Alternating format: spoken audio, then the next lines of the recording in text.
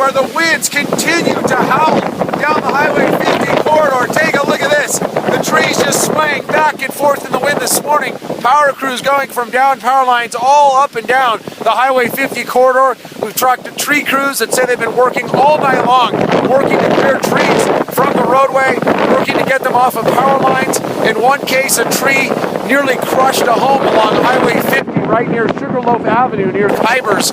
The home spared by near inches, but the deck around the home almost a complete loss as this massive pine tree came down. Meanwhile, along the Highway 50 corridor, the higher you go, the stronger the winds get. 50 plus miles per hour at least, gusting over that as well, and making it very difficult just to stand, difficult to walk, and even get out of your car.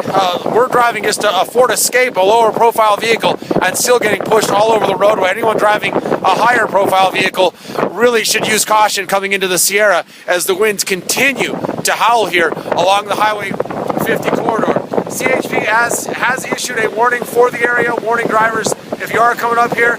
The conditions are very treacherous, and certainly the danger of more trees coming down exists. Along Highway 50 here in the Sierra,